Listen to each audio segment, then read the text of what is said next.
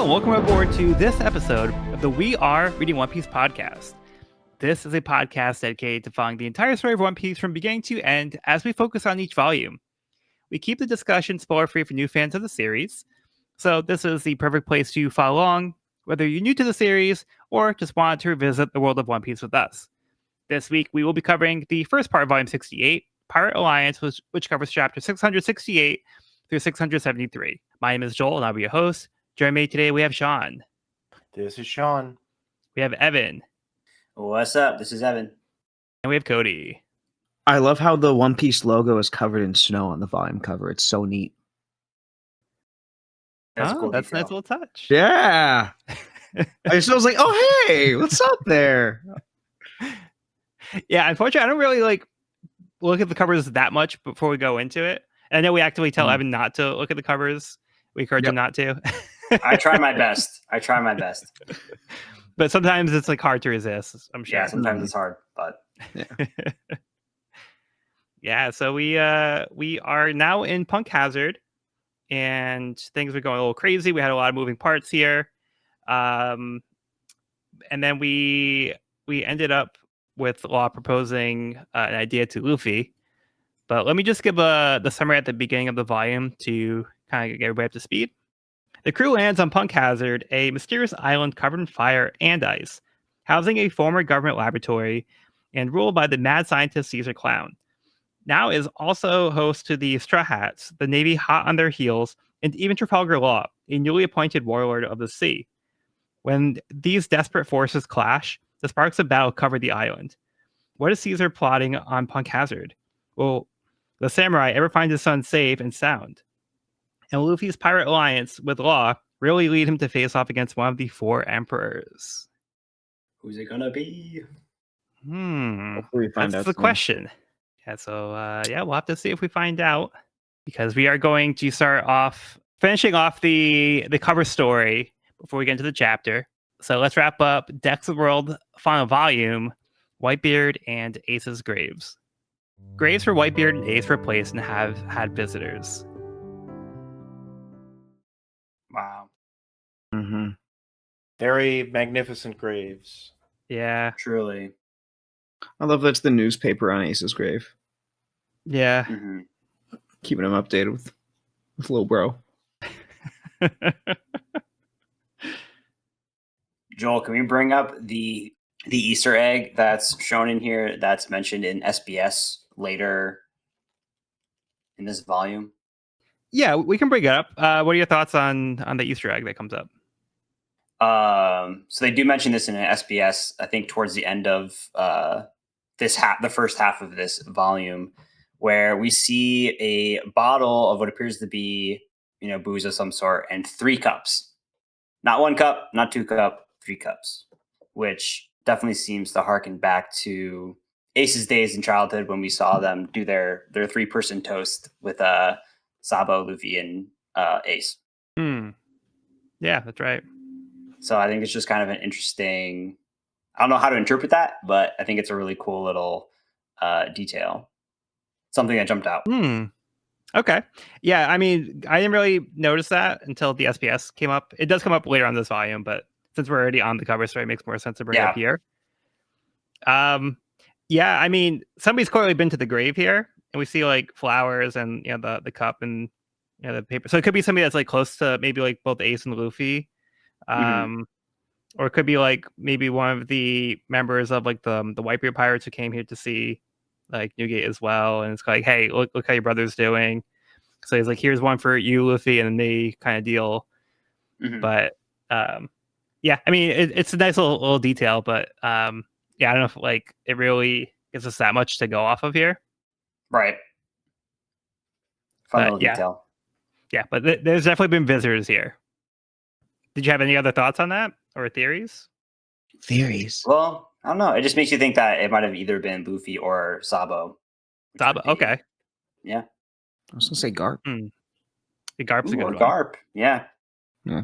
Dadan feels more appropriate, but she's not gonna be able to get there. And we know Garp owes her one, so I think Garp's a really good guess, actually.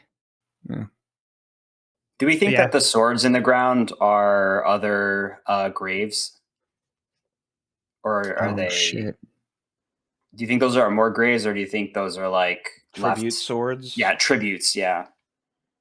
I think those are. I'm gonna lean. I lean more towards tributes, but I see that. Yeah.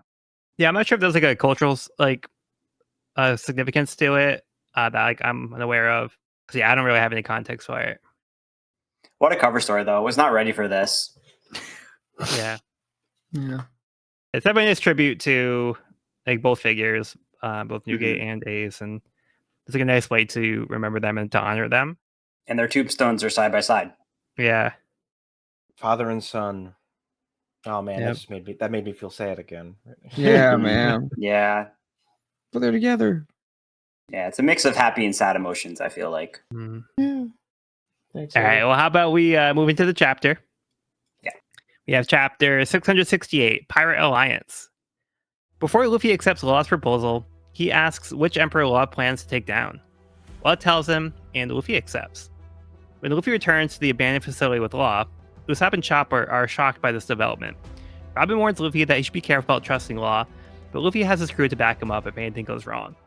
Law puts Chopper and Frankie back in their original bodies, but because Sanji is still out in Nami's body, she's now stuck in his. Nami and Chopper decide they will not abandon the children, so neither will Luffy. Law has no choice but to go along with their plans for now. He tells him to go deal with the samurai and brings Chopper along to go to Caesar's facility to try to find out more about the drugs that were given to the children. The plan is to kidnap Caesar for ransom. Law confirms with Luffy that he's sure he wants to commit to this because there'll be no turning back. While the Navy fights Caesar's pawns, Caesar has other subordinates on the fire side of the island release a large slime creature that kills them with poison gas. Okay, where to begin? The beginning of this chapter is such a tease. We've been waiting a whole week to get a name, and Oda very intentionally leaves it out here. Finally, an answer. Oh wait, I no. know, right? But I think judging by Luffy's reaction, we can rule out Shanks as a target, because I feel like that would have garnered a very different reaction than what we got. I can't wait to go kill Shanks. I wish I'm a great pirate now. I'm gonna beat him to death. I was gonna do it myself, but you can help. Their goals seemed aligned. Yeah. No, I had forgotten that we don't find out. So I was waiting a week for Evan's reaction, and now I don't get that. So we're both getting teased here. So it's not just you, man. Yeah, we're in this together. That's what I'm trying to say. Whew. I also really love the way Luffy is drawn on these pages. I feel like if I think back to like just from I'd say Thriller Bark to now, there has been a very gradual change in the way Oda draws Luffy specifically. Much rounder, bigger eyes, just simpler line work too. And when I was in high school and I was like reading a lot of Bleach and I was like, oh, Law's so cool and edgy, and Law, why isn't Luffy? It didn't connect me, but it's nice seeing Luffy just be this bright, shiny, happy in this group of just serious tryhards. And I think it's great that Luffy is still that. He's like in the new world and plotting to take down a literal emperor. It makes much more sense now that he's drawn this way than it did when I was in high school.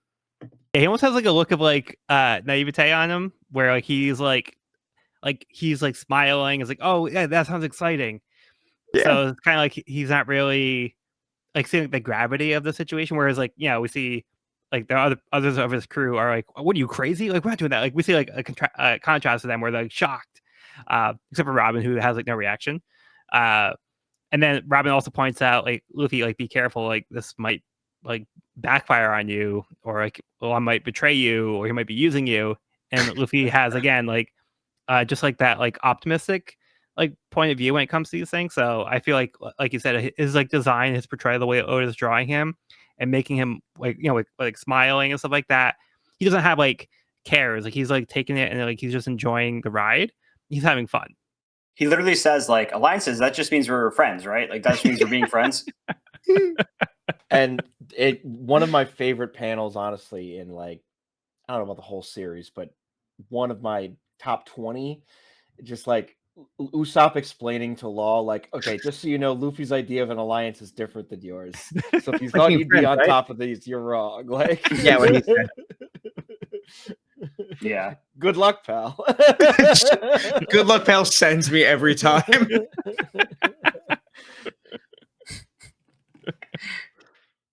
It is I'm cool also a big seeing. fan. Oh, go ahead.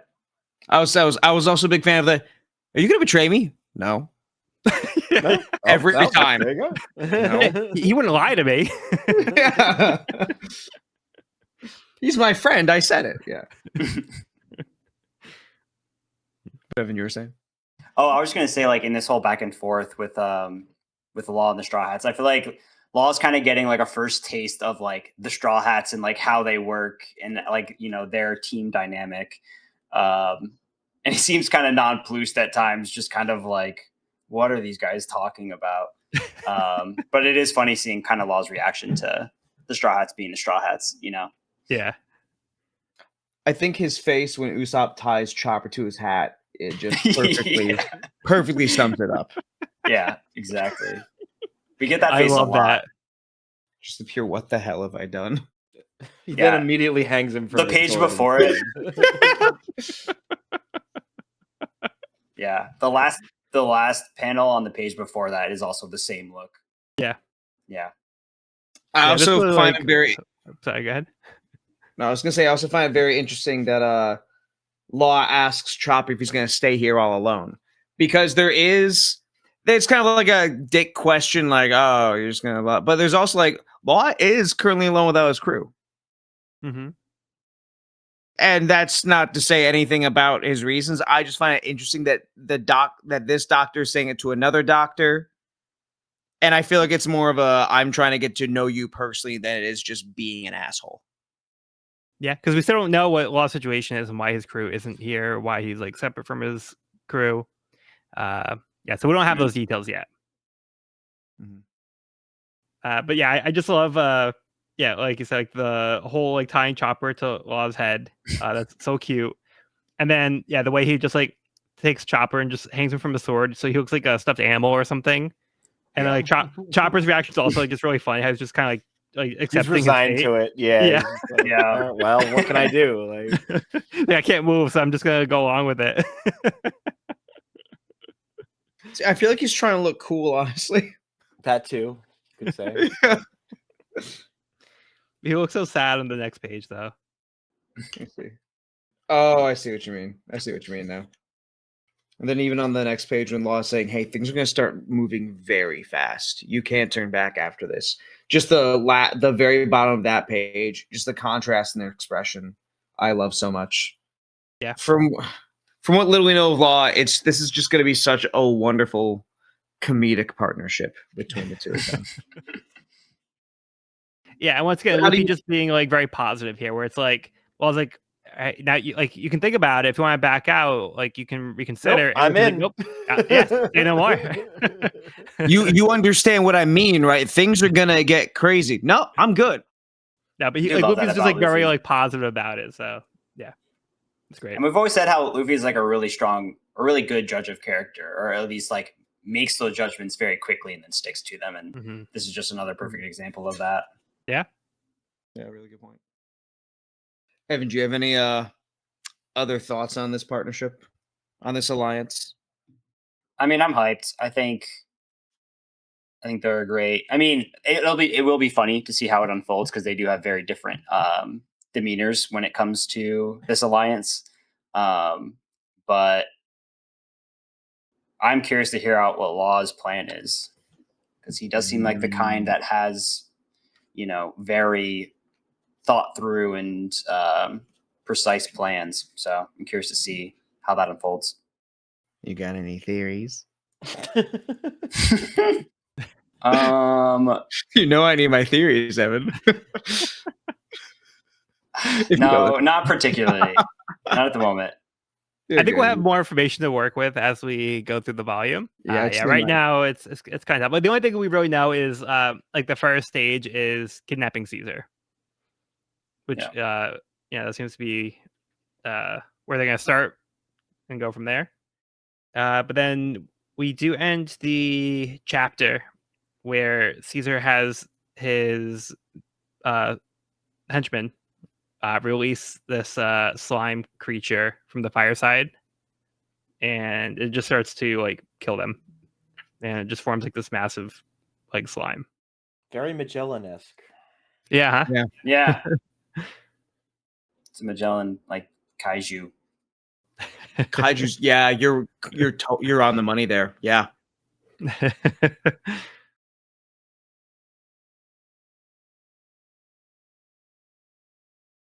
Okay, you guys got anything else for this one?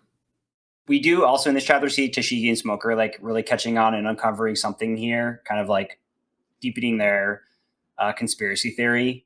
I'm very curious to see where that ends up, because I feel like these are two characters we've talked about how they kind of have their own sense of justice, and like the suspicions they have would go against, I think, their sense of justice. So I'm curious, what they find at the end of this like rabbit hole that they're going down.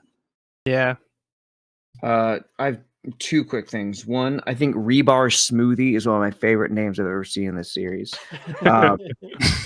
And two, Robin did have to get one last crack in at Frankie until never, ever use Chopper's body Chopper again. ever. Yes. Yeah. So good. So good. Love that. Like it's gonna happen like all the time now. Like, like there's some chance it's gonna happen again, but just in case, don't ever do it again. She's giving a laugh that's like, "This is funny, but I will also kill you if you."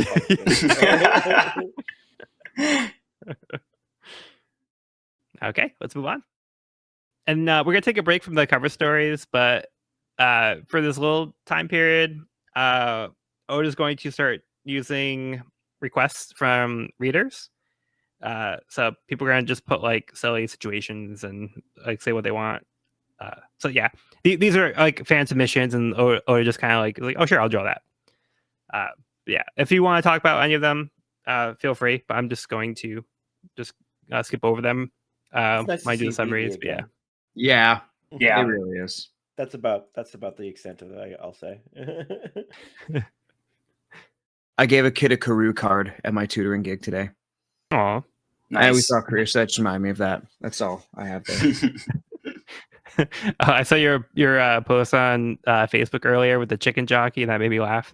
Oh no! Oh yeah, totally separate, but it's just that's the theme of the day, I guess.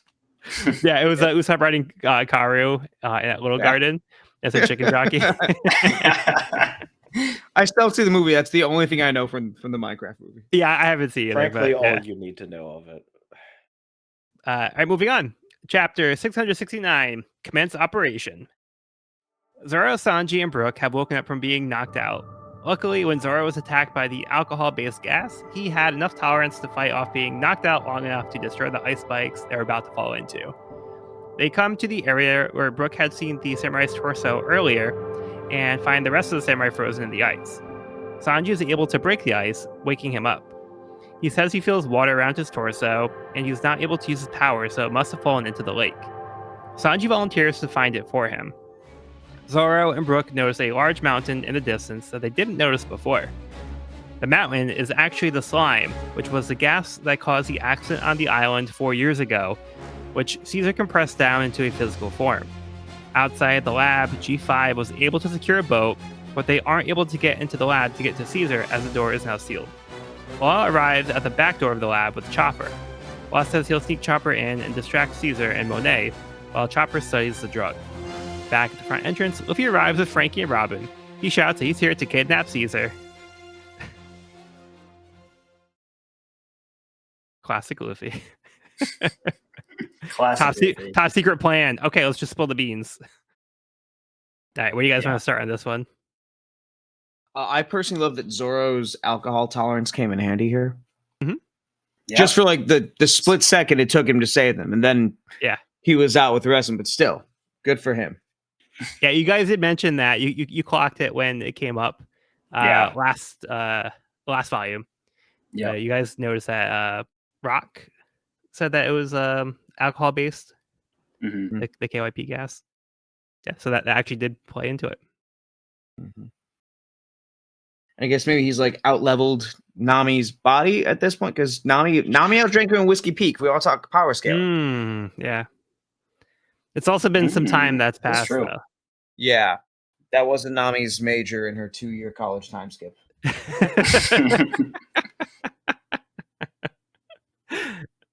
it worked out. It sure did. It's an interesting tidbit about this slime being the gas that had destroyed the island, now being like reformed and controlled by Caesar. Yeah.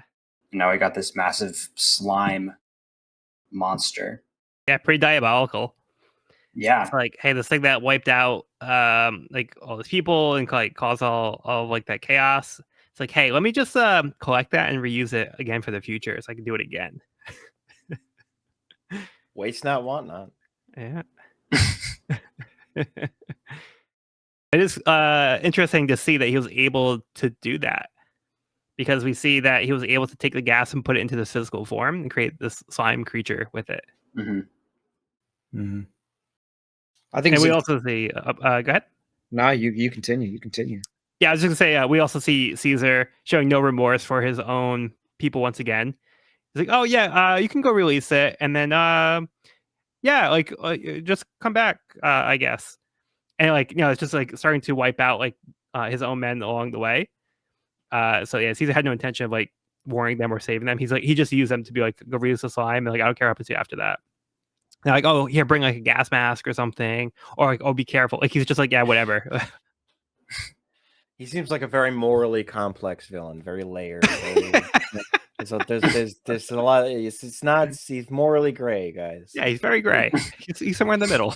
He's gray like poison gas. He's like smog. It's all just a matter of perspective, really. Just have to look at it from his side of things. Douche. I do think this whole weaponizing tragedy thing is an interesting pattern we see with him. Still hate him, but I don't know, the whole, oh, I purified it. Not really, this is mine. Oh, we saved these kids. Not really. Mhm. Just the just how duplicitous he is in every single tool and advantage he has. There's just some devious spin to it, which I enjoy from a villain perspective. Yeah, and there's something that's gonna come up later. I'll go into it more. That it's just kind of like his mindset when it comes to other people, like how he views them, like what purpose they serve for him. But yeah, I'll try to remember to go into that a little bit later on when he brings up his certain line. I'm excited to hear your thoughts. Is this the first time we see Law teleport? I'm not sure if he did it during the fight with Smoker. Yeah, I don't know that he did. He Or definitely I does think it in he this swapped. chapter. I think he did swap. Like he did a substitution jutsu, Mhm. where I think he swapped with like a piece when like Smoker tried to like stab him. Yeah. Yeah. I think he swapped places with like an object. Well, here we have Oh him my just kind God. of appearing at the rear entrance of the laboratory here. He just pops into existence, seemingly. Yeah. It's like a long distance, no real chill. Yeah, one of those. I think it's the first time we've seen. Yeah. Yeah, so That's we pretty see cool like the ability. room form, and then he appears from somewhere, but it seems like he appears from somewhere outside the room. Is that what you guys Yeah. are seeing as well? Yeah, that's what I'm saying. Here. Yeah, no, you are right. Like I would think he'd only be able to manipulate stuff within the room, but it seems like I don't know. Yeah. It might be more to this than we thought. But then it seems like maybe he like pop into the facility, like to get into the lab. Does he kind of go through the wall, or is he's still outside here? I'm reading it like he teleports to just outside the rear entrance. And then goes That's what I'm in getting to. with Chopper. Yeah, so like I mean, it looks like he's still outside, but to get inside, like I don't know if he's going to teleport to get inside. Like, what's his goal here?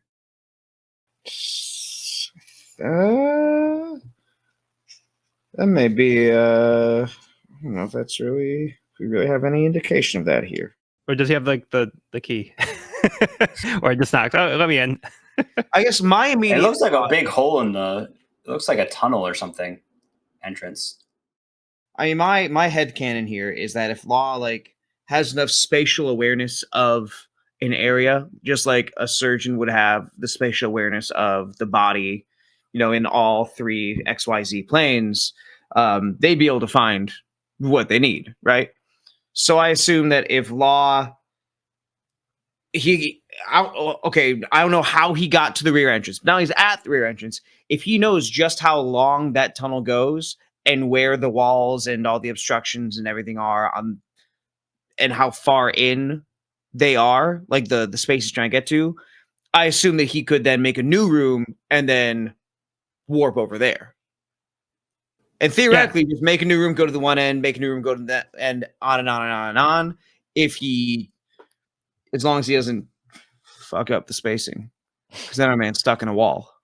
Yeah. So I'm wondering, like, if the room like goes through like the wall, for example, could he like go to the other side, kind of like a Nightcrawler type of situation? That's my Like, guess. Like, so would he be able to like sense like where the space is on the other side of the wall?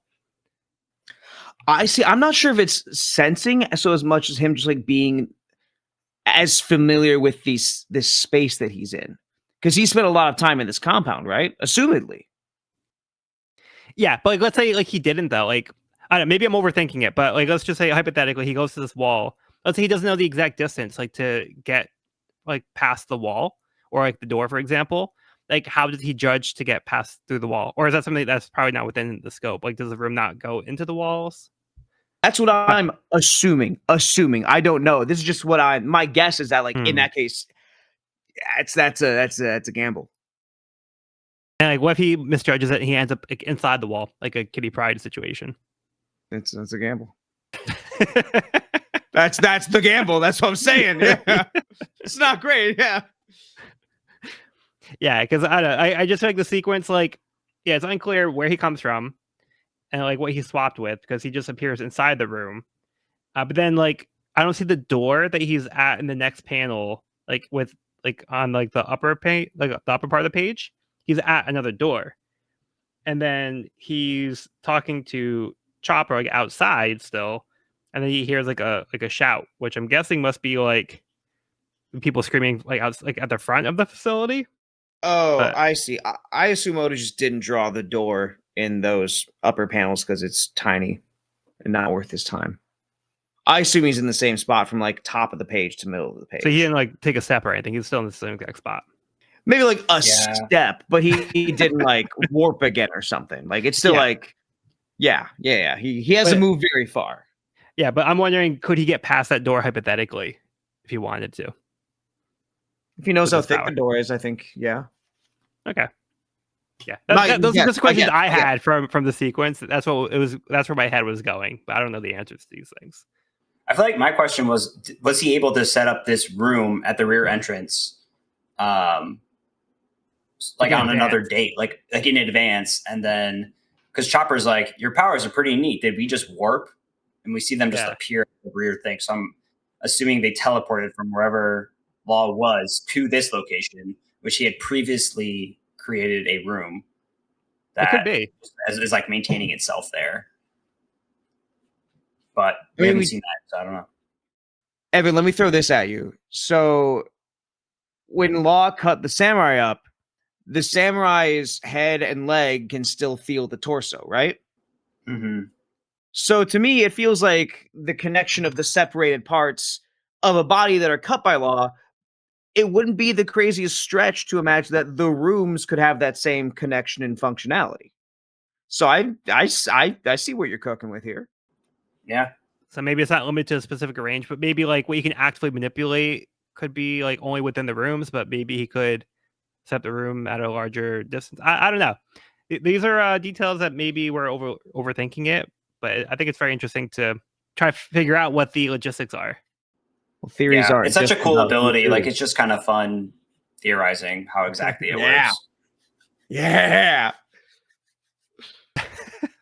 Sorry, I love stupid One Piece theories that have no basis and or reports the story, but it's silly and fun. That's why we have this podcast, so we can talk about these things. Mm-hmm. I love how this chapter wraps up with the classic Straw Hat Luffy entrance at the end here. And I find it funnier in the fact that Luffy's wearing like this Where's Waldo jacket. He's wearing this bright red and white striped jacket and just appears out of nowhere. And it's like, we're here to kidnap the master. Come on out, master, so we can kick your butt. Just willingly come along. Don't fight it. It's going to happen. So good. It's like, We also see that's going to work out real well.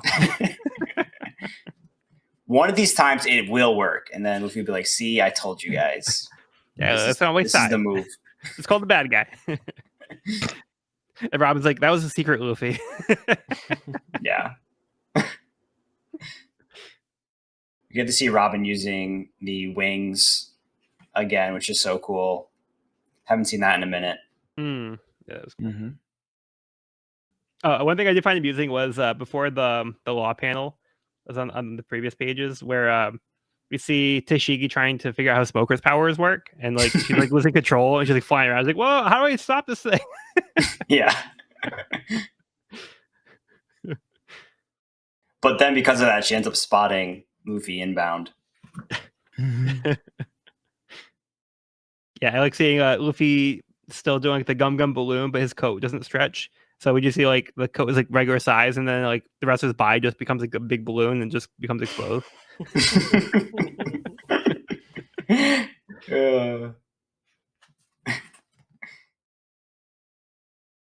Hey, you guys got anything else for this one?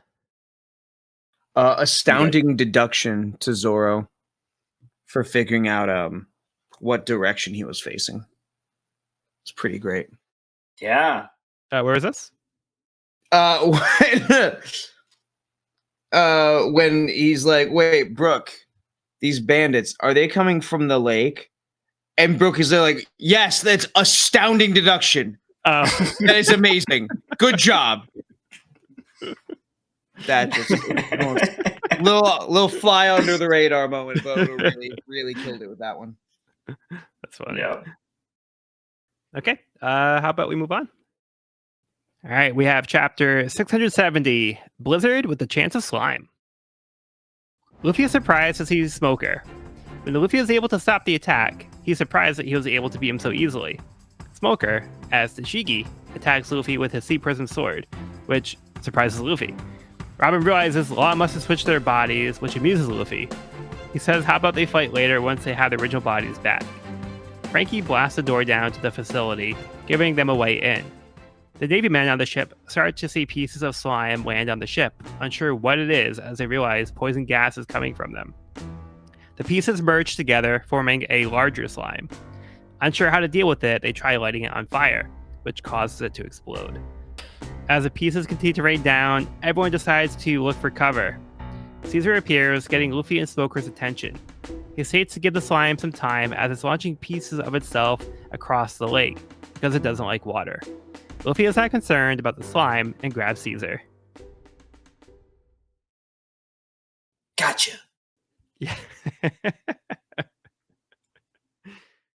Well, he did show up. He did. He did show up. He heeded the call. I will never not enjoy Luffy just saying, "Hey, Smokey."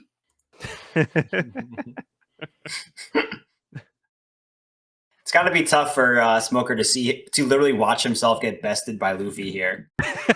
Like that's got to be so like Yeah. That's like he's like living a nightmare. I feel like. It is really cool seeing him fight without his devil fruit, though. Yeah. Mm-hmm. He's still kind of a monster with that jute. Like Yeah.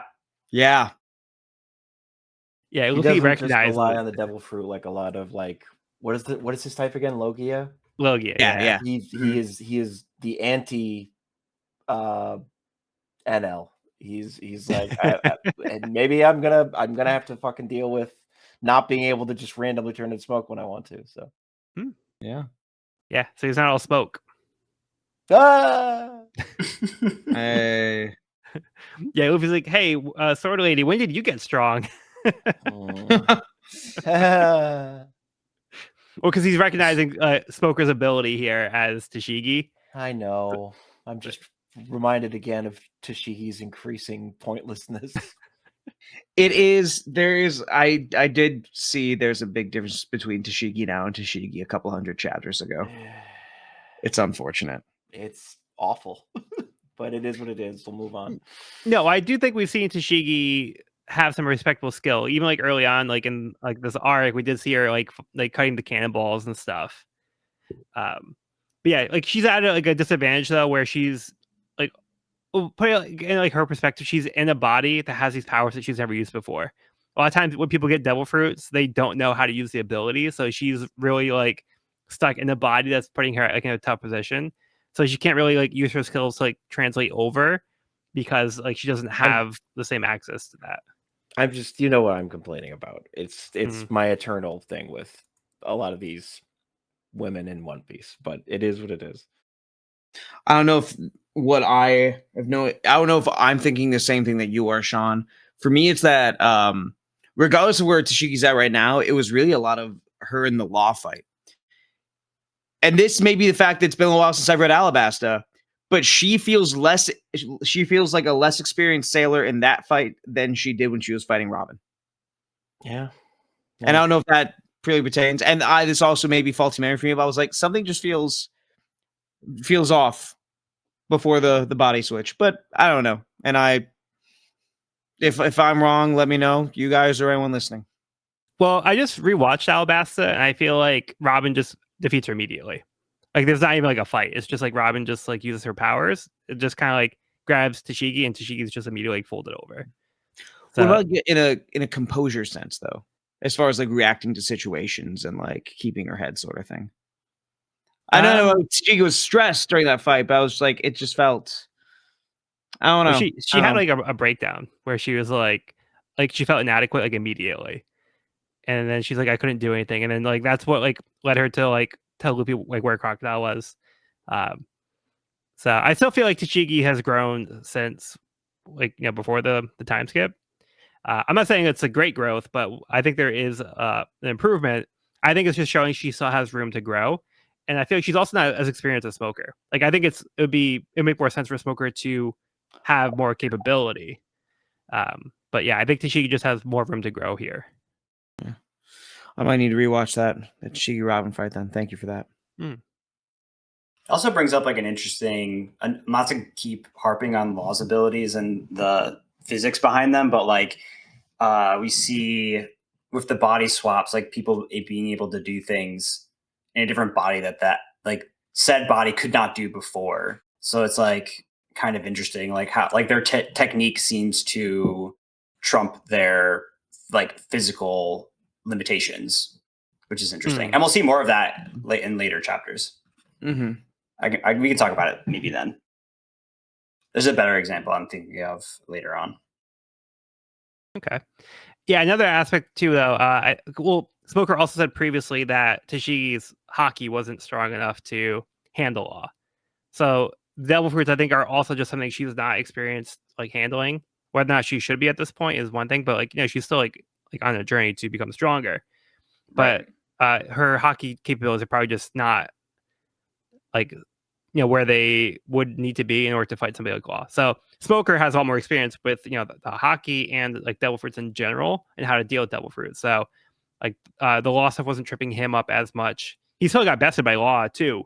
So I'm not saying like he like beat Law, but he was just more prepared to handle somebody like Law and those abilities. Whereas Tashigi, I just feel like doesn't have the same experience or exposure to devil fruits. Right. Yeah, I mean, for me, it's not a power scaling thing or Tashigi being weaker than Smoker thing. It's just, I guess, a rashness and a lack of depth to her decision making compared to what I remembered before. And again, that's also another area I'm like, I might need to revisit previous things and see if that's my idea of earlier Tashigi versus actual or earlier Tashigi. Who knows? Anyway, is it weird that I find the slime cute? It's like kind of adorable. At least it was until the page turn. Yeah, this slime's going to be a problem. The explosion page looks incredible. I always love when Oda was does cool. those like really harsh shadowing to show the Yeah. lighting. Looks so good. Or we see Everything's, like, blown Toshigi's out. face. Yeah. The This smoker one's- shouting, "My men!" Yeah. Toshigi's Oh. face, but Smoker's reaction. Yeah. Mm. So good. There are many higher ranked Marines that I do not see having that reaction. Yeah. And it just sucks it's Smoker who has to be the one to deal with that. Garp for sure. Mm. Yeah. I don't know. Aside from that, I need to start thinking like Right. Right. It's a short list. Yeah. Maybe T-Bone. Yeah, T-Bone. Oh, definitely. Okay. Hey. T-Bone, yeah. Yeah. There you go. That's the list. There we go. Tebow's just an exception of his own. Like Tebow's in a horror. Yeah. Yeah, that's like comparing apples to apples to diamonds. Come on. Yeah, and then Caesar shows up here, and gives the explanation that the slime is shooting pieces of itself across the lake, because it doesn't want to go in the water.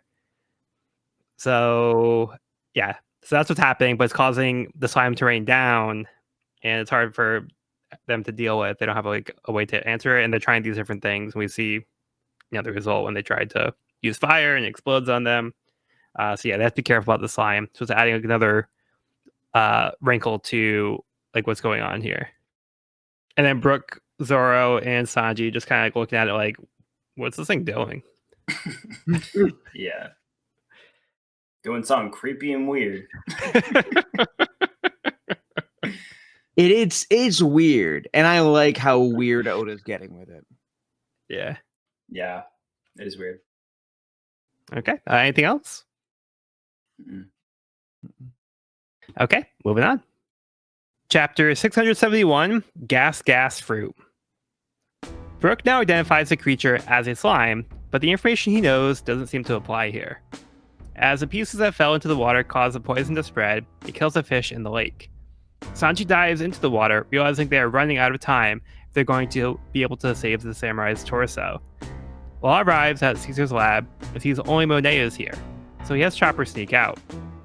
He tells her he is planning on leaving soon, but asks her to come with him as he needs her to use her powers for something. Outside, Caesar is able to get out of Luffy's grip by turning into gas. He covers Luffy's head with the poison gas, but he sucks it in and shoots it out of his ears. Luffy realizes poison must not be as effective on him anymore after his encounter with Magellan. Luffy attacks Caesar, knocking him to the ground. Caesar retaliates by using his gas-to-nets, causing an explosion on Luffy. He orders the Smileys to gather around Luffy and then causes another explosion. Luffy was able to avoid the blast, then attacks Caesar from behind. Just when it seemed like Luffy had the upper hand, he passes out. Back inside the lab, as Law and Monet walk down the hall, he collapses in pain as Monet laughs. To Law's surprise, a familiar figure approaches. Luffy has acquired poison immunity. Yeah, I'd kind of forgotten that. It was cool to see that come back. Yeah. You were saying something about Brooke? Yeah, Brooke, what the hell you reading, dog? Not ashamed. Like, hey, on Maine, really? Really? Just with the homies just right there? Yeah? Okay, buddy. Yeah, You're if you had to switch retired, his throwaway fine. account. Yeah. Look, oh, he's 88. What's he got to lose? Yeah, so things are starting to look a little bit more dire now that they're seeing the fish start to die in the lake. And that's where the torso probably is, which is very unfortunate as it is with like the freezing cold lake. And Sanji has to dive in with Nami's body to go try to save the torso. He's the best swimmer, and the torso is immobilized, as well as the rest of the samurai who is being affected by the water. He has a devil fruit now. But very unfortunate situation. Now Sanji has to dive into this poison lake. Evan, did you have something? Well, going back to the immunity, the two frames of Luffy inhaling the gas and exhaling the gas through his ears are incredible. So good. But it does seem that Caesar has some other tricks up his sleeves. Yeah, I do love that sequence. It's so cartoonish. It looks like it's something out of like Looney Tunes or something. Yeah. Incredible. Love love it. But yeah, we get some pretty impressive explosions from Caesar as well here, which I think just look incredible on the page. There's almost like an electricity to them. Hmm. Yeah, and also the great pun with the gastanets, like the castanets. Nice. Master, more like maestro. Hey. I do love the way that Oda draws the Gastanet attack. Again, some of those high contrast panels. Hmm. A little bit of Caesar showing his true colors too, where he calls like the other guys maggots. Yeah. And they're like, "What? Did he just call us what I think he said? Like, he was talking about us, right? Like, so you kind of let the facade down a little bit. Yeah, we were talking about how two-faced he is. Hmm. He slipped up there. Yeah. Curious what takes down Luffy here. We don't really know what's going on. Yeah, I'm not sure if it's like maybe something about the gas getting to him or something. That's probably my best guess. All that red meat is caught up to him. Heart attack right now.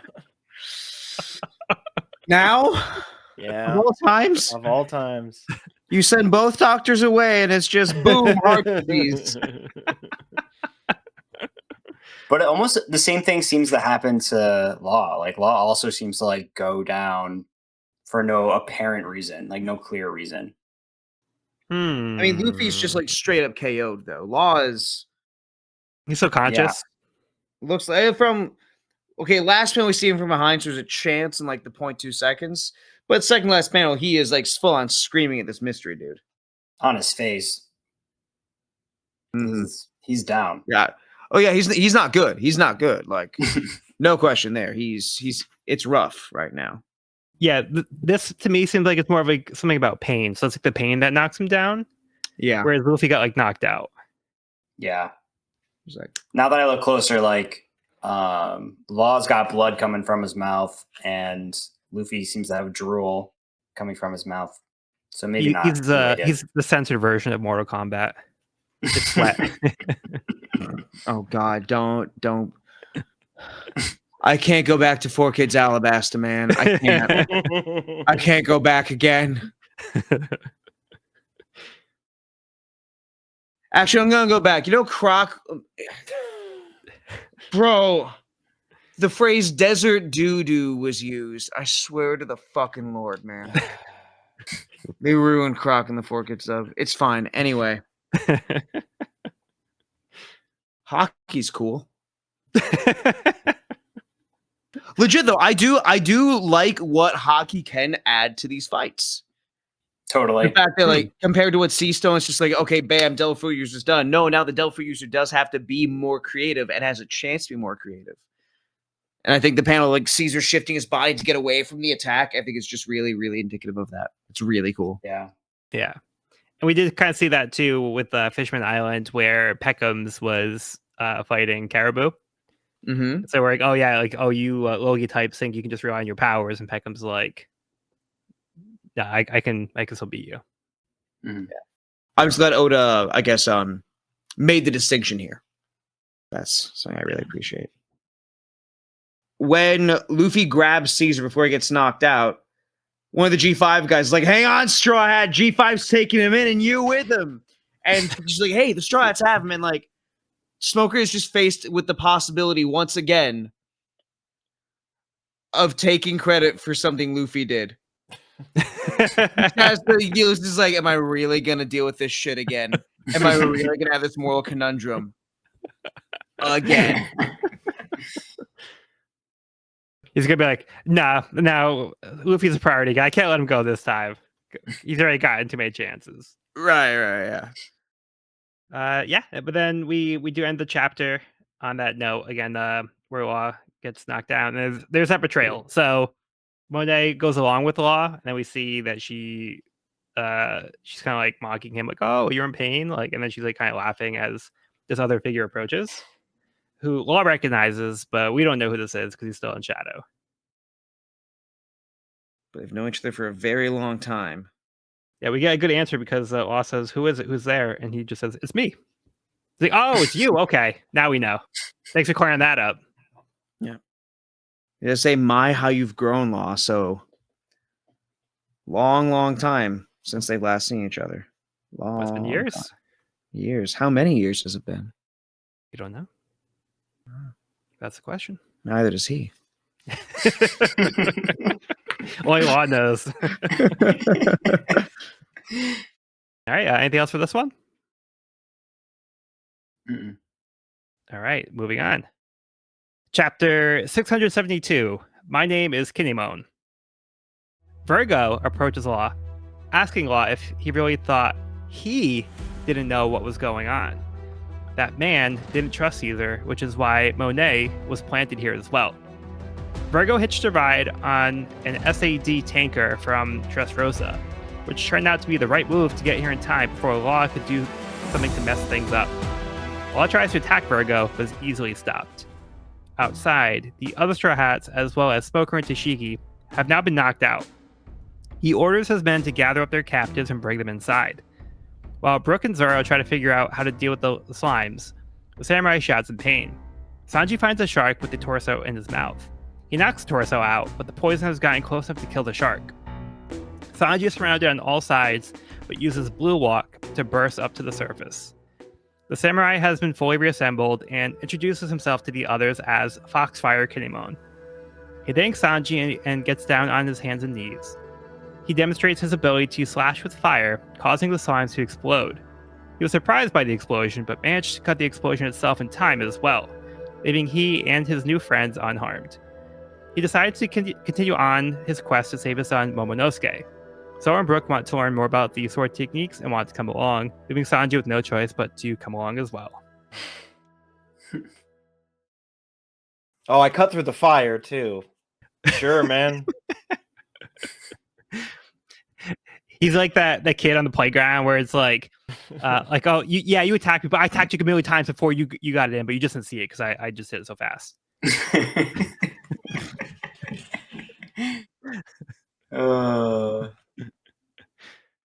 Yeah, so quite a few things to talk about in this chapter. Yeah, there's a lot going on in this one. We meet Mystery Man, Vergo, who's got something in his beard. It kind of looks like grilled cheese or something. The weirdest gag. I love it. It cracks me up. It's so weird, like almost like out of character for like how serious this character is, but it's like such a goofy thing that he just has like this food stuck to his face. Yeah. And there's like no acknowledgement about it at first. I think it comes up later, but right now it's just like they're just not gonna address it. It's like, oh, does something stuck in my teeth? Like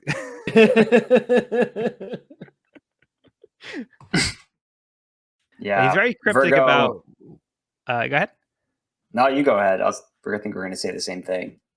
Yeah, I was just gonna say he's a little cryptic about like what's going on, but it seems like there's somebody up above that he's saying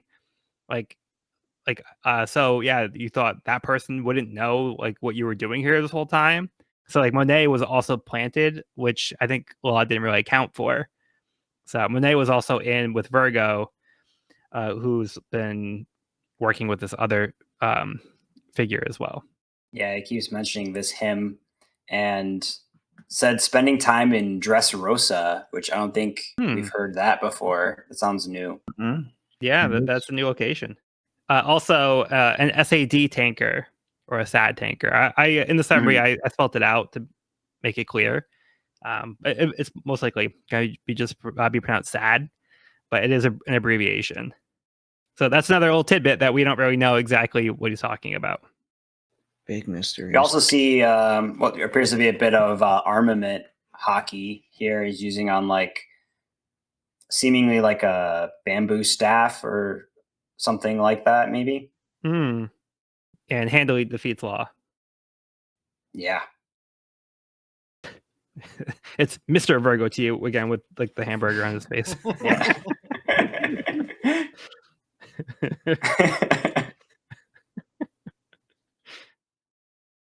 A lot of jobbing going on in this chapter. Yeah.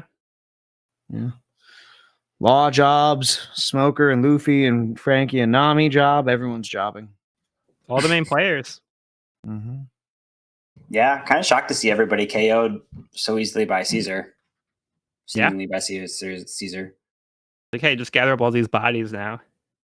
I feel like we don't see like single page splash panels like this super often. Yeah, not too often, especially for bad guys defeating their defeating everybody. Composition is beautiful though. Yeah, Caesar does look really cool, and Yeah. and from the cover of this this volume, I got to kind of see the like color combination which is used with like this like white gaseous cloak, which looks pretty dope. Yeah, I like how the cloak like flows into like the gas. Yeah, It's pretty seamless. One thing that's interesting, the anime I think gives him more of like a white face, like a clown, kind of like the Joker esque. So it's like a pure white, Yeah. where he has more of like a skin tone here. You're totally right. But you know about like, the anime and like Kuma, right? Yeah, it was like his jacket was supposed to be orange, and they made it Yeah, black. And then I was like, okay, sure. Yeah. And then I think he changed it then later to just be black, right? Yeah. Because Toei did. It's always Yeah. cool seeing how like he'll do one thing, someone else get a different idea, and then The G5 is like confused as like what happened. Like everybody went down. Like was that Hockey the Supreme King? I don't know. whoa, that'd be some pretty powerful hockey. Yeah. I do feel like once we come back to the Zoro Sanji Brook group, I feel like this is some of Brook's best comedy, like within the crew. Just as far as like where he fits in with like, hey, I'm 70 years old. Please don't try and convince me to do dumb shit like this, Zoro. Respect your It elder. feels like, yeah, and like I feel like we don't see that with him very much, and it's just a really nice. It's a really nice comedic relationship for him to have with them. I really, really, really enjoy it. Yeah.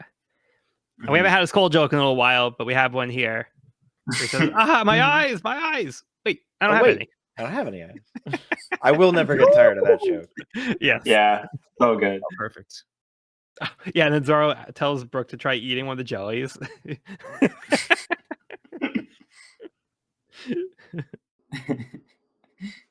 So in this scene where Sanji via Nami is saving our samurai's midsection, he uses blue walk technique, which is kind of like the point I was trying to make before of like Sanji and Nami's body is capable of pulling off a move like blue walk. Yeah. Which I found kind of interesting. Yeah, it's like a little like ambiguous as to like what carries over, because like Sanji knows how to do these techniques, and it's not just like a muscle memory type thing, but he's also more powerful than Nami would be in like her own body. But he's also saying like, oh, I'm not as strong because I'm not my own body. So yeah, it's like a little like whatever Oda wants kind of deal based on the situation, I guess. Mm-hmm. I'd be curious if there was any like muscle memory obtained when they like switch back, like if there was any like any skills that transfer, or like if they're able to remember or replicate things. Now he gets her body back. She's like, I know kung fu. Right. It does seem Oda's like kind of separating it by physical strength and endurance versus I think coordination and muscular control and like martial prowess, as Evan puts it. Because to me, like I feel like the six powers, they do seem, at least for like things like I guess things like moonwalk, blue walk, skywalk, whatever it is, does seem to be more of like, oh, how can I step correctly rather than how can I step? Yeah. And so that I could, it still is Oda to do whatever he wants, but I can suspend my belief a little bit more with that delineation personally. And he's still able to use it's more like a observation pure hockey. technique as opposed to, Yes, there's Sanji's physical ability. It's more of a technique. Yeah. Yes. Exactly. Yeah. Because Sanji knows how to do these things, like he's able to carry it over. So it's more like that's like the more important aspect, I think. Yeah. I think so too.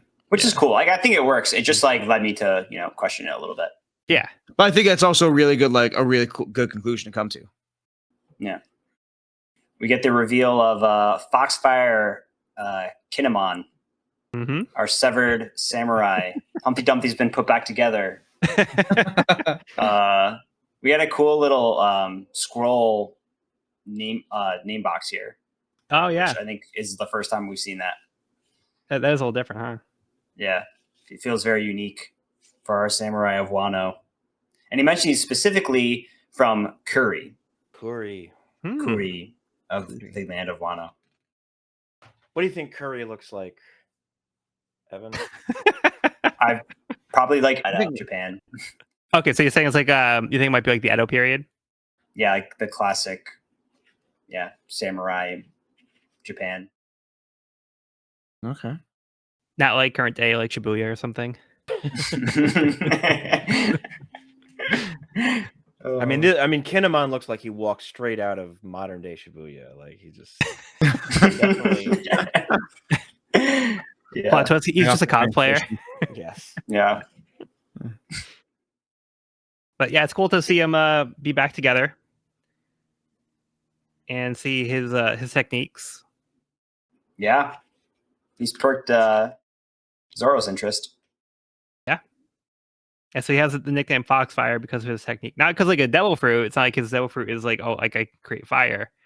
He's like, oh, I can cut fire. Mm-hmm. Pretty cool. Which came in handy here. Mm-hmm. Mm-hmm. Also, like seeing him be a bit of more of a stand-up guy, even as he's ironically bowing towards Sanji. Just chilling out a little bit. A little more humility from the guy. Yeah, a bit more respectable. Yeah. Which he's always had like this kind of like sense of honor, but he's also like he was a little like It's a little fucking rude. biting. Yeah, kind of rude. He had like a sharp tongue. So Also yeah. But now he seems to have like a little bit more humility because like I feel like he was almost like not believing that like they would see it through, but now he's like, oh, you've proven yourself, and like you deserve my gratitude and my respect. So he like kudos to him. He's giving like credit where credit's due. It just would be nice to see that maybe like throughout the process, like once they agreed to help him. But yeah, now he's like, all right, well, you guys are good for your word. So yeah, thank you for like actually, being honorable as well. Yeah, and Sanji even kind of calls him out on it too, where he's like I'm Sanji and gentlemen, so you get your body back, and all of a sudden you're Mr. Manners. And then like he's kind of like ashamed, like it came on a little bit like ashamed like how he was acting. He's like, you're right, like I was being rude to you, so like please forgive me, like you're a cool guy. Okay, we got anything else? I'm good. I'm good. All right. So let's move on to the last chapter for the episode. Chapter 673, Vergo and Joker. On one of the islands in the New World, the parents of the kidnapped children plead with Commodore Yarasugi to find their children and seek the help of Tashigi. He shouts at the parents, telling them that they are insulting their abilities by doubting that they've done all they can, and the children are dead, so they should stop asking about them. The parents haven't given up hope yet. At the abandoned lab, the children have woken up and have become aggressive again as they go through withdrawal. Nami and Usopp aren't sure what to do as Usopp's knockout gas isn't affecting them anymore. As they break out and shout for candy, Caesar arrives with a piece, telling the children to come along with him. Outside the lake, enough of the slime has made it over to the ice side and has now taken on the form of an axolotl. Smiley, Caesar's pet, has taken the Sala fruit axolotl model. Zoro, Sanji, Brook, and Kinemon run for it and make their way toward the lab. Outside the lab, the G5 soldiers are not able to break down the doors to get into it.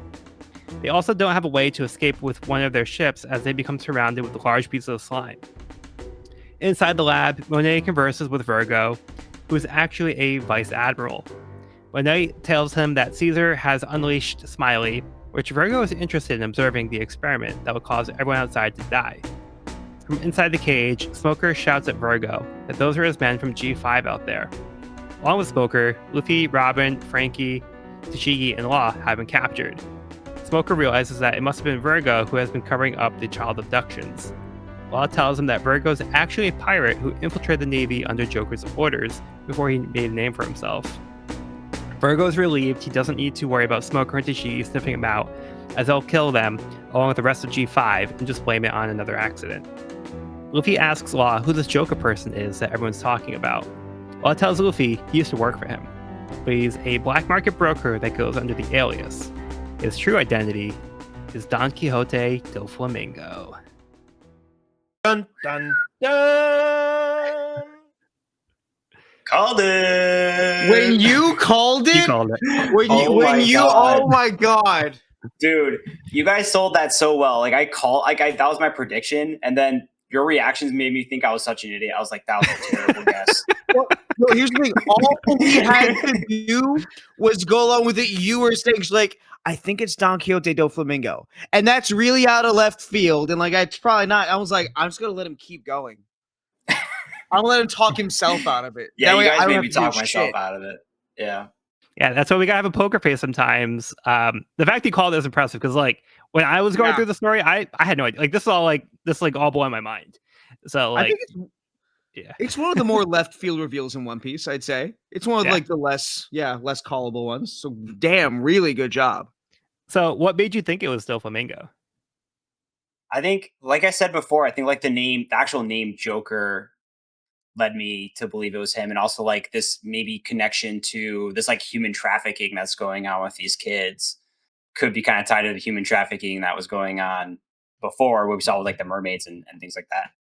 But yeah, I just like picture him as like the puppet master behind the curtain, you know, pulling the strings kind of player, and so that's what led me to believe it. But as quickly as I predicted that, I talked myself out of it, like because I was not sure. But yeah, like I surprised myself a little bit when I was correct here. So, Sean, did you have something? Cool reveal? No, I just said I'm after what Evan said. I'm parking something in my brain for Okay. later. Yeah. Yeah, one other thing that's come up, I think, more recently is like they were saying that he's a black market broker, which I don't think that came up before. That was just in this chapter. But like, I feel like that is something that feels like it's in Doflamingo's wheelhouse. But yeah, the fact that you called it like earlier when we really had like less to go off of, I think that was impressive. But now, like in the context, it does make sense where it's like, okay, he's got his hands like in this like kind of like market type thing. Yeah.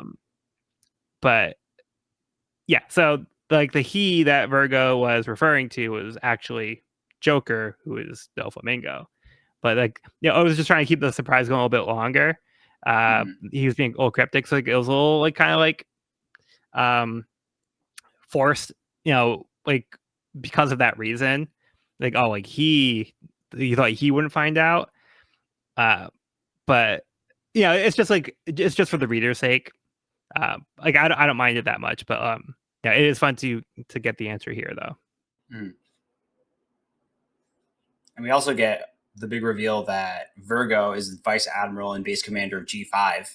That's just also shocking. Yep. So this answers another mystery. Yeah.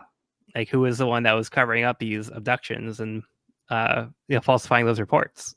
I had honestly Admiral. forgotten. Yeah. Jeez. I had since initially reading, I'd forgotten how big a role Vergo plays in the cover up. Because last week I was like, it's all Doflamingo. It's all Joker. And so now I'm I know I said that this arc was gonna humble me in my recollection of One Piece, and it's happening, so which is nice. It's so nice. Yeah. It's so nice. And I feel like I'm gonna get a lot more out of Vergo this time than I did back in the day. Yeah. So it's nice when you can like get like a reveal that's already been revealed to you, but it feels like a reveal again. Yes. And that's honestly that's one of the many things I enjoy so much about seeing Evan get these reveals. Because it's like I as much as I can like get that new aspect of it, I can never truly experience it for the first time again. So anytime Evan like gets hype over like being right about Doflamingo, I'm like, hell yeah. I think this is an interesting thing, though. We actually see a case where there is a pirate who was infiltrating the Navy. This came up like in Shellstown, like when Kobe like wanted to be a Marine, and then like when he was trying to be recruited, like, one of the things that they were worried about was like, oh, there's pirates who are trying to like become a Marine just to get into like the system. Mm. So we actually see that is a legitimate concern, because we see somebody who even like as high as a vice admiral was able to get to this point and conceal themselves like long enough to not get caught, who's been directly working like the system and like taking advantage of it. Yeah.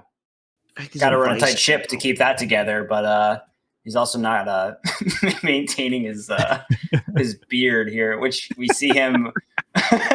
We see this gets pointed out, and he just seems to eat it, which is such a good gag. He's got literally like one bite out of a hamburger, just chilling in his beard.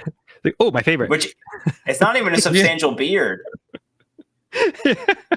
There's just some weird RDJ shit going on here.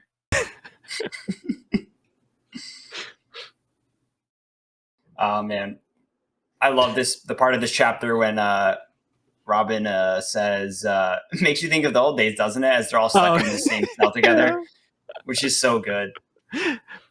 Yeah, I love that. It's like Luffy and Robin aren't like, oh yeah, like you were the bad guy then. It's like, oh yeah, that was funny. Like good times. Like yeah. But it is interesting because we might have another situation where Tashigi, Smoker, and the Straw Hats are kind of having like a temporary alliance. And I don't know. I feel like once you have enough temporary alliances, it could lead to something more maybe down the road. Situationship, or we together? Like, what's up here, buddy? Yeah. Right. Smokey, join my crew. Speaking of ships, we see Frankie resting his head on Robin's lap here, which is something like, I don't know. I never thought of as a ship until you guys mentioned it on the pod, and now I can't. It's like once you said it, I can't unsee it. Yeah. And like this whole arc with like the whole like Chopper jokes and like him getting his body back and how like protective and defensive she was with him. I'm starting to see it. We'll see. Yeah. I personally have like another aspect of the ship that I don't know if the fandom is ready for yet, but we'll get to that when we get to that. There will be a point where I might discuss my crackhead One Piece ship. Oh, yeah, we'll get there. Curious what that could be. Yeah. I had a funny little theory when I first met Vergo that like the burger, he's got like this like grilled burger patty on his face, and his jacket also has like the same pattern. And I was wondering if he had like some sort of like grilled. I don't know if that was like part of his like his devil fruit abilities or like part of his look. But I think we do get a flashback, or is it? Yeah, this is the last chapter, right? I think we get a flashback of him. We get a flashback of him, and he's got fries in his beard, French fries, right? Yeah, it was the beginning of the chapter. I'm trying to find where it is. I remember seeing it, but I can't find it. Yeah, no, you're definitely right. The parents saying it like oh, like I don't think like I think the children are still alive. So they say, I wonder if Vice Admiral Vergo really has heard about this. He once protected the island from pirates. He was a proper gentleman, not like the rest of G5. And then in that panel, he's got like French fries hanging from his beard. Both sides. Yeah. Yeah. While we're talking about that, we do see this character, Commodore Yarasugi, who does not seem to be very sympathetic at all. But one thing, like I looked up like to see if Yarasugi meant something in particular, and it translates to too much or overkill, bro. So throughout the this part of the chapter, like his supporters keep saying like, "Hey, he's going too far." Like, whoa, that's a little much. So he's actually like living up to his name. So there's a joke with his name, with how he's acting. So he's like, he's like just being like brutally honest, like not being like sympathetic to like the parents. He's just like, yeah, you guys like just don't worry about it. The kids are dead. Like there's nothing we can do. Just get off my back. So yeah, I just thought it was a funny gag where his name just lined up with how he was acting and how the supporters were reacting to him as well. I'd say even his lines. You want Shigi? Far too presumptuous. Yes, I wish she was on my own. Wish too much. Too right-handed. Too little time. Yep. So yeah, very intentional delivery there. Listen too hard. Wow. Yeah, this guy. Yeah, so that explains the speech quirk that he has about that. Mm-hmm. But yeah, it's nice that the parents are still hopeful. They're not like taking it to like at face value and being like, "Oh, the Navy said it, so it must be true." Like we just give up. So they still have hope that their kids are out there. Yeah, unfortunately, the kids are having a rough time right now too, because they're back up, awake, and they're in pain. They just want the candy. And then Caesar shows up, being like, "Oh, I'm the good guy here. Here's that candy that those mean pirates weren't giving to you, but I'll give it to you. Let's go back to the safe lab." Creep. Douche. Creep. Douche creep. Creep douche. You're in a Why room is with Caesar and Spandam, and you only have one bullet. Oh, fuck you. I shoot Spandam in the head, and I beat Caesar to death with my bare hands. Line him up. Yeah. Yeah. I think you're right. Yeah. Why is the slime gotta be cute, y'all?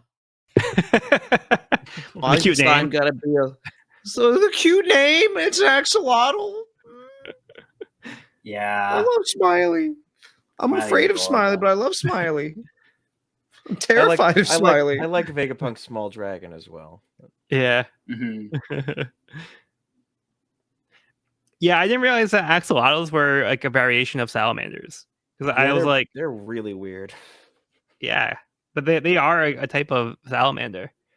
Because I'm like I thought it was like a stretch at first. I'm like, really, like a salamander type crew is like an axolotl. Okay, but yeah, it actually is classified as a salamander.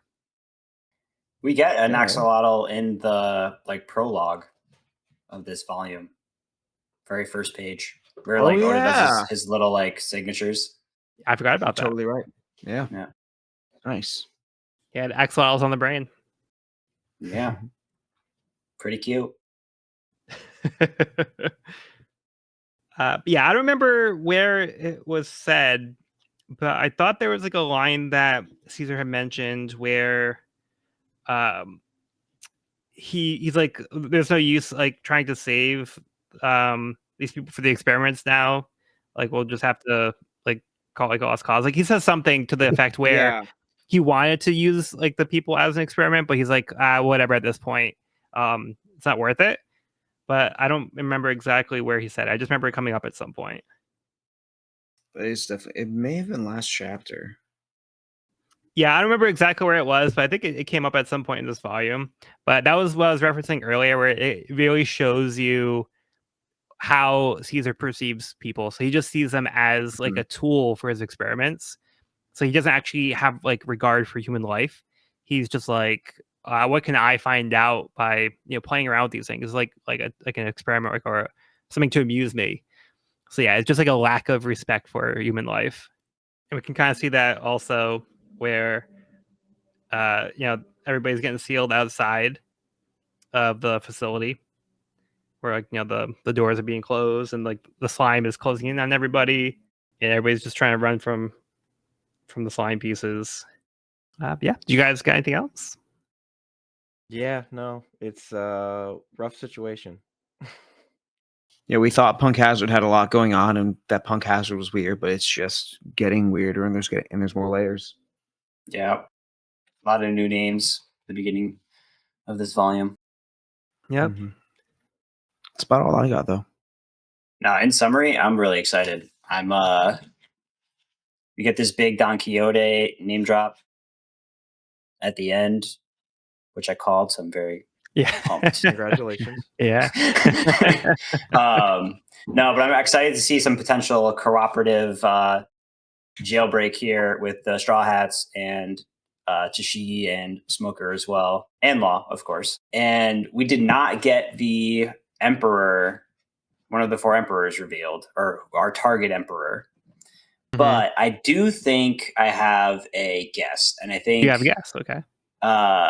I know I didn't have a guess last time, but like after reading more and kind of sitting in it a little more, I feel like having recently got the big mom reveal and also getting her obsession with candy and eating candy, we now have a villain who creates candy. Spiked candy or poisoned candy. And so I wonder if Law is also aware of Big Mom's sweet tooth and wonders if they could potentially take advantage of this. You know, he's already got the factory for making drugged candies. So I wonder if that's part of the plan. Interesting. I still And think it's Shanks, but I still think it's White. I'm just gonna go desecrate his grave. it's like we beat him.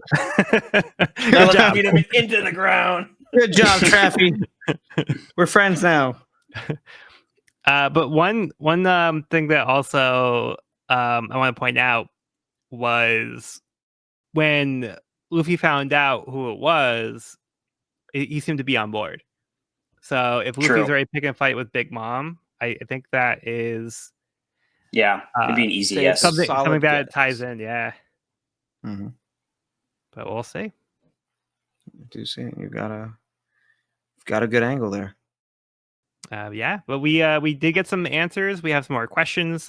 We still don't know what Doflamingo and Caesar's goal is. What's actually happening here? So those are layers that are now something we have to think about because we have like the reveal of some of like the players here, but like what's their actual motive? So I think it'd be very interesting to see like what's going on with that. And we also now are in a situation where the main players have pretty much all been captured. So that kind of puts like a stop to like some of the momentum. So I think we'll have to see like how that is going to throw a wrench in things as well. Mm-hmm. And then we also still have some other key players. So we now have Kinemon, Brook, Zoro, Sanji, running away from the slime, but they're still out there somewhere. Yeah, and then this whole slime thing is also something that's going to create like something for them to now have to deal with as well. So yeah, a lot of things going on. I think it's really fun so far, and yeah, I can't wait to get into the next part. The swordsman and Sanji. He's outnumbered. Yeah. All right. Well, that will conclude this week's episode of the We Are Reading One Piece podcast. You can find this episode wherever podcasts are found at We Reading One Piece podcast.buzzsprout.com or on our YouTube channel at We Reading One Piece. This is a spoiler-free channel up to where we record the podcast, so if you're new to the series, you can visit the channel there. You can also find me and this podcast on my YouTube channel at Pirate King Codex for more One Piece content. If you have any questions, comments, or feedback, you can reach us at wereadingonepiece@gmail.com. We love to hear from listeners, so if you're enjoying the show, or if you have any suggestions on how we can make it better, let us know. Next episode, we'll be finishing Volume 68, Pirate Alliance. I've been Joel, and I've been joined by Sean. This has been Sean. I'm going to go finish a burger that is attached to my face. Evan. Thanks for listening. And Cody. I'm gonna put half a burger in my stubble, so if I get hungry tomorrow, I'll have a snack. This man thinks ahead. I got you. All right. Well, be sure to bring along all your hopes and dreams, and we'll see you on the next episode.